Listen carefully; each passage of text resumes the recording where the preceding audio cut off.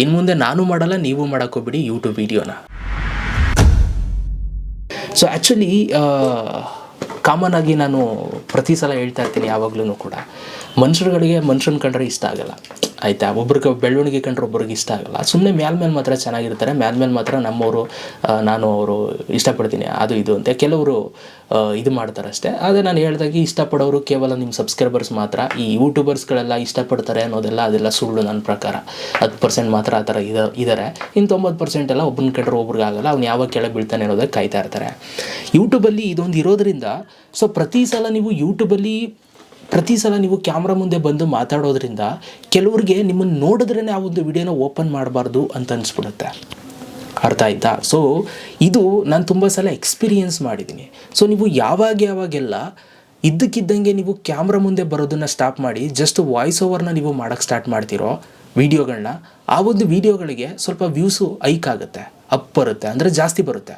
ನೀವು ಯಾವಾಗೆಲ್ಲ ಫೇಸ್ ತೋರಿಸಿ ವೀಡಿಯೋ ಮಾಡ್ತಿರೋ ಒಂದೊಂದು ವೀಡಿಯೋ ಡೌನ್ ಆಗುತ್ತೆ, ಒಂದೊಂದು ವೀಡಿಯೋ ನೋಡೋಕ್ಕೆ ಹೋಗಲ್ಲ. ಯಾಕೆ ಅಂತಂದರೆ ಇಲ್ಲಿ ಒಂದಷ್ಟು ಜನ ಹೇಗೆ ಅಂತಂದರೆ ಒಬ್ರನ್ನ ಕಂಡ್ರೆ ಒಬ್ರಿಗೆ ಇಷ್ಟ ಇಲ್ಲ ಅಂತಂದರೆ ಅವ್ರ ಫೇಸ್ ನೋಡೋಕ್ಕೂ ಕೂಡ ಅವ್ರು ಇಷ್ಟಪಡಲ್ಲ ಆಯಿತಾ. ಅಂದರೆ ಅವರು ನೀವು ತಮ್ಮನೇಲೆಲ್ಲ ಅವ್ರ ಫೋಟೋ ಅವ್ರೇನಾದರೂ ಹಾಕ್ಬಿಟ್ಟು ಅವ್ರ ಫೋಟೋನ ಅಂತಂದರೆ ಆ ಒಂದು ವಿಡಿಯೋನ ಕ್ಲಿಕ್ಕೇ ಮಾಡೋಕ್ಕೋಗಲ್ಲ. ಯಾಕೆಂತಂದರೆ ಒಂದು ಸಲ ನೀವು ಅಬ್ಸರ್ವ್ ಮಾಡಿ ನೋಡಿ, ಯಾರಾದರೂ ನಿಮ್ಗೆ ಯೂಟ್ಯೂಬರ್ ಇಷ್ಟ ಆಗಲಿಲ್ಲ ಅಂತಂದರೆ ಅವರು ಏನೇ ಹಾಕಲಿ ಆಯಿತಾ, ಈವನ್ ಅವರು ಏನೋ ಒಂದು ಡಿಫ್ರೆಂಟ್ ಆದಂಥ ಅಚೀವ್ಮೆಂಟ್ ಮಾಡಿಬಿಟ್ಟು ಒಂದು ಅವಾರ್ಡ್ನೇ ಹಿಡ್ಕೊಂಡು ಒಂದು ಫೋಟೋ ಹಾಕಿದ್ರು ಕೂಡ ನೀವು ಆ ಒಂದು ಫೋಟೋನ ಕ್ಲಿಕ್ ಮಾಡಿ ನೋಡೋಕ್ಕೋಗಲ್ಲ.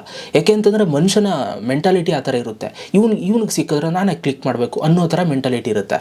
ಸೊ ಹಾಗಾಗಿ ತುಂಬ ಜನಕ್ಕೆ ಫೇಸ್ ಯಾರನ್ನ ಕಂಡ್ರೆ ಇಷ್ಟ ಆಗಲ್ವೋ ಅವ್ರದ್ದು ಏನೇ ಕಂಡ್ರೂ ಕೂಡ ಆ ಒಂದು ವಿಡಿಯೋನ ಕ್ಲಿಕ್ ಮಾಡಿ ನೋಡೋದಕ್ಕೆ ಹೋಗೋದಿಲ್ಲ ಆಯಿತಾ. ಸೊ ಆ ಒಂದು ಕಾರಣಕ್ಕೆ ನಾನು ಇವತ್ತು ನಿಮ್ಮೆಲ್ಲರಿಗೂ ಕೂಡ ಇದ್ರ ಮುಖಾಂತರ ಇನ್ನೊಂದು ಟಿಪ್ಸ್ ಕೊಡ್ತಾ ಇದ್ದೀನಿ. ಯೂಟ್ಯೂಬಲ್ಲಿ ಯಾರು ಈ ಥರ ಕೊಟ್ಟಿರೋಕ್ಕೆ ಸಾಧ್ಯ ಇಲ್ಲ, ನಮ್ಮ ಥರ ಯಾವನ್ನೂ ಥಿಂಕ್ ಮಾಡೋಕ್ಕೆ ಸಾಧ್ಯವೇ ಇಲ್ಲ ಆಯಿತಾ.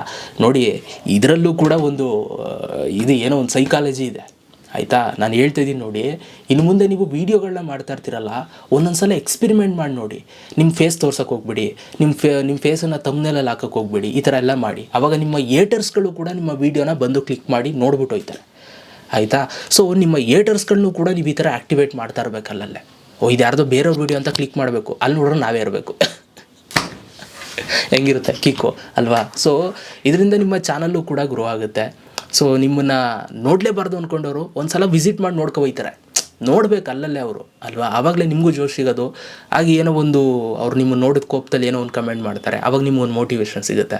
ಸೊ ಇದೆಲ್ಲ ಅವಾಗವಾಗ ಎಕ್ಸ್ಪೆರಿಮೆಂಟ್ ಮಾಡ್ತಾರೆ. ಆವಾಗವಾಗ ಯೂಟ್ಯೂಬಲ್ಲಿ ವೀಡಿಯೋದನ್ನು ಮಾಡೋದನ್ನು ನೀವು ಈ ಥರ ಮಾಡಬೇಕಾಗುತ್ತೆ ಆಯಿತಾ. ಸೊ ನಾನು ಯಾಕೆ ಈ ಥರ ಹೇಳಿದೆ ಅಂತಂದರೆ ಸ್ಟಾರ್ಟಿಂಗಲ್ಲಿ ಇದೇ ಉದ್ದೇಶಕ್ಕೆ. ಒಬ್ರನ್ನ ಕಂಡ್ರೆ ಒಬ್ರಿಗೆ ಆಗಲ್ಲ ಇಲ್ಲಿ, ಅದಕ್ಕೋಸ್ಕರ ಅವಾಗವಾಗ ಎಕ್ಸ್ಪೆರಿಮೆಂಟ್ ಮಾಡ್ತಾಯಿರಿ ಓಕೆ. ಸೊ ನಿಮ್ದೆಲ್ಲ ವೀಡಿಯೋ ಅಂತ ಸುಮ್ಮನೆ ಯಾರೋ ಚೆನ್ನಾಗಿ ಹಾಕೋರಲ್ಲ ಅಂತ ಕ್ಲಿಕ್ ಮಾಡಬೇಕು, ಬಟ್ ಅಲ್ಲಿ ಓಪನ್ ಮಾಡಿದಾಗ ನೀವಿರಬೇಕು. ಹೆಂಗೆ ವಿಡಿಯೋ ಮಾಡಲ್ಲ ಅನ್ನೋ ಥರ ಏನು ಡಿಸಿಷನ್ ನಾನೇನು ಬಂದಿಲ್ಲ. ನಾನು ಹೇಳ್ದಂಗೆ ಅವಾಗವಾಗ ಈ ಥರ ಎಕ್ಸ್ಪೆರಿಮೆಂಟ್ ಮಾಡ್ತಾ ಇರ್ತೀನಿ. ಸೊ ನೀವು ಕೂಡ ಟ್ರೈ ಮಾಡಿ ಅಂತ ಹೇಳ್ತಾ ವಿಡಿಯೋ ಇಲ್ಲಿಗೆ ಮುಗಿಸ್ತಾ ಇದ್ದೀನಿ. Thank you so much. ಈಗ ಅನ್ನಿಸು ವಿಡಿಯೋ ಕಮೆಂಟ್ ಬಾಕ್ಸಲ್ಲಿ ಕಮೆಂಟ್ ಮಾಡಿ. ಸಿಗೋಣ. Love you all guys.